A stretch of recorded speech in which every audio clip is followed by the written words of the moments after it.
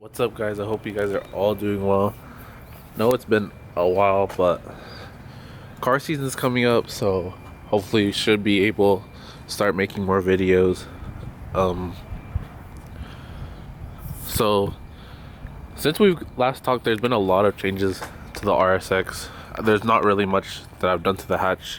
It usually just sits in the garage, really. As you guys can tell, the wheels are different. I did buy some RPF ones for it, and I put on the side skirts and stuff that I had gotten from the other car and the rear lip, but I don't think I'm gonna keep this rear lip. I think I'm probably gonna end up changing it to the Mugen style lip, because I don't know if it's just how I put this lip on or just because it's a replica lip, but as you can tell, it really doesn't fit that well.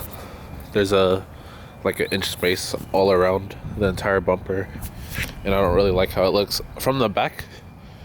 If you're a decent amount of weight, it really doesn't look too bad, but as soon as you get up close, you can see that space, and to me it really doesn't look that good. I know I could probably use like weather stripping and fill that up, but I don't know. I don't think I'm gonna go that route, but I guess we'll see. And I did also just recently retrofit the headlights. I did already have these retrofits, but they were in the low beams, and I just recently bought these ones. These are the Morimoto 8.0 H1 projectors with the turbine shroud and the Acme H1 HRDs, and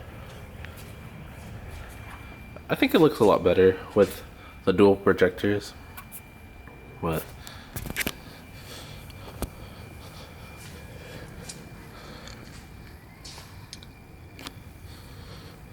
I don't know if you guys can tell, but there is, as you guys can tell, there is something a little special hidden in the bumper, and I'll show you guys that right now.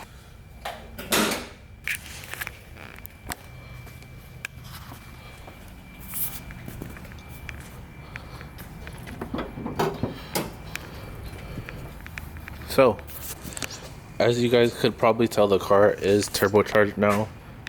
I did install a CX Racing turbo kit on this car, and I just wanted something that really wasn't gonna break the bank with the turbo kit, and so I was looking up what's the best bang for your buck kits, and what a lot of people went with on these cars is the CX Racing kit, and it's still a Sidewinder kit.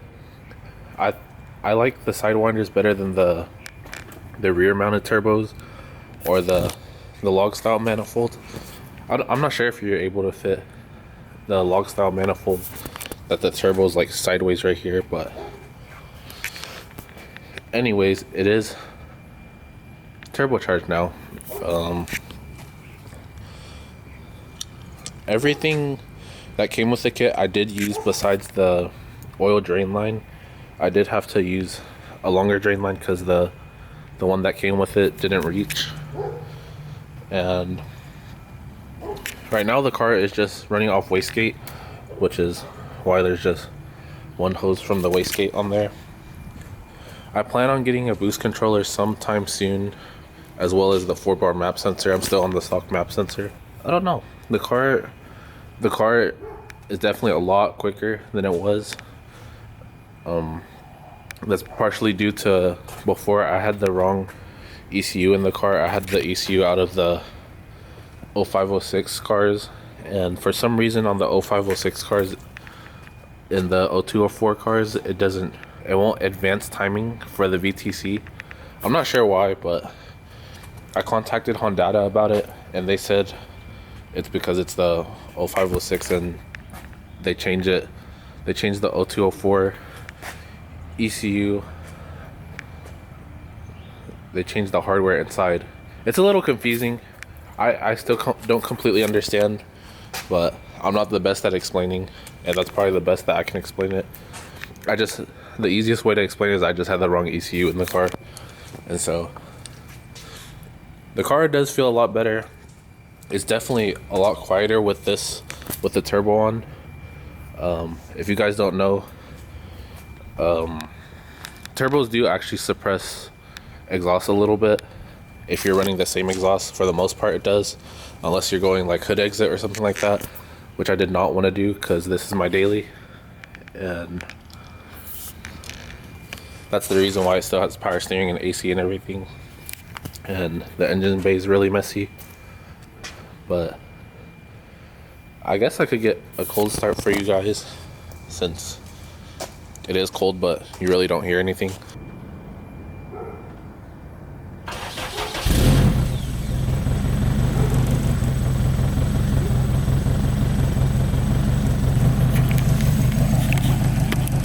So as you guys can probably tell, when it starts up, it does idle pretty low, and as the car warms up, it does rev up a little bit. It does idle around 1,000 RPM or so. And yeah, I guess that's really it for me showing the car. Probably gonna do a POV drive of the car to see, just so you guys can see how the car sounds. In person, the car does sound really good, in my opinion, but I don't know how well the camera will portray that audio to you guys. So guys, it's maybe a week or so later.